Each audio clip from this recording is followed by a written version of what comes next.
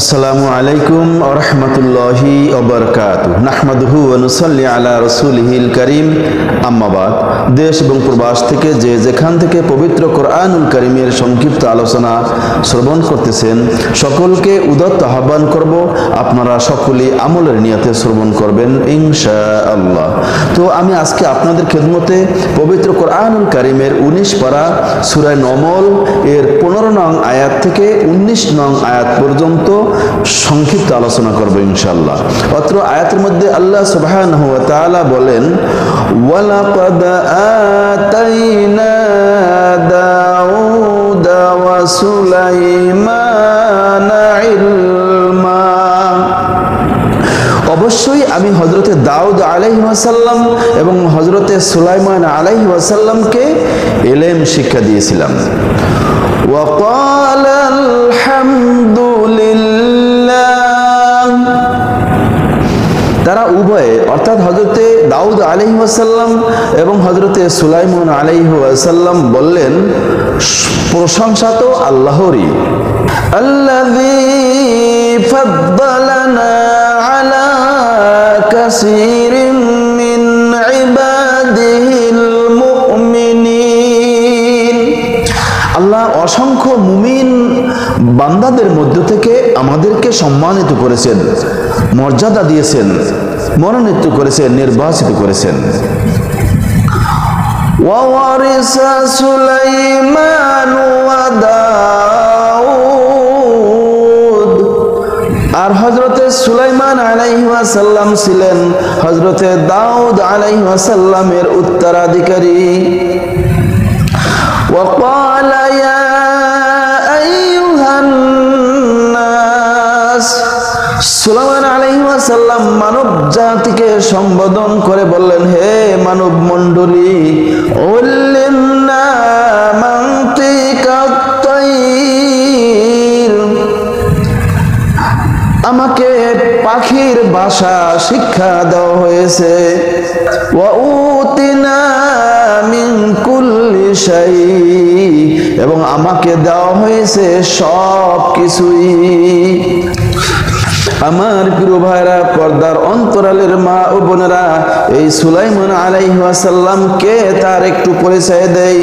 হযরতে সুলাইমান আলাইহিস সালাম তিনি সারা জাহানের বাদশা ছিলেন। আল্লাহ রাব্বুল আলামিন 4 জন ব্যক্তিকে সারা পৃথিবী শাসন করার দায়িত্ব দিয়েছিলেন। তার মধ্যে 2 জন ছিল কাফের, বাদশা নমরুদ এবং বখতে নসর।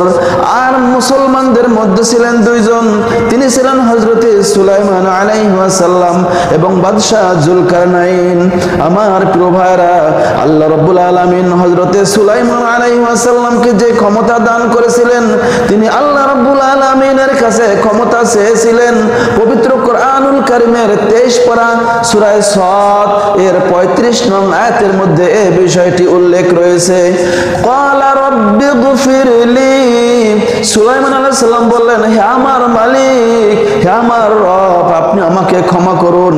ওয়া হাবলি মুলকা, আপনি আমাকে এমন ক্ষমতা দান করুন, লা ইয়ামবাগি লি আহাদিম মিন বাদি, যা আমার পরে আর কারো পক্ষে শোভনীয় নয়, অর্থাৎ আমার পরে যাতে কাউকে এই ক্ষমতা না দেওয়া হয়।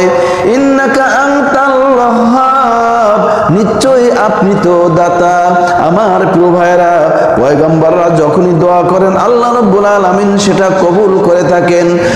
আমার প্রিয় ভাইরা, পর্দার অন্তরালের মা ও বোনেরা, বিশ্বনবী হযরতে মুহাম্মদুর রাসূলুল্লাহ সাল্লাল্লাহু আলাইহি ওয়াসাল্লাম তিনিও কিন্তু আল্লাহ রাব্বুল আলামিনের কাছে ক্ষমতা চেয়েছিলেন।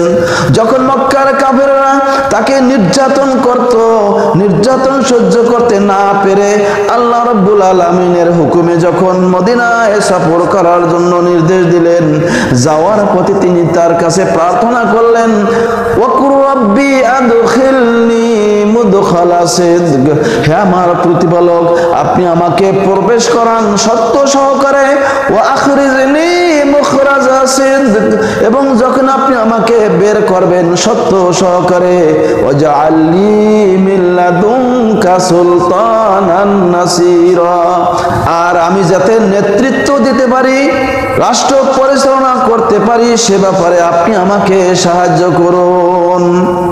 আমার প্রিয় ভাইরা, পর্দার অন্তরালের মা ও বোনেরা, হযরত ইউসুফ আলাইহিস সালাম তিনিও কিন্তু ক্ষমতা চেয়েছিলেন।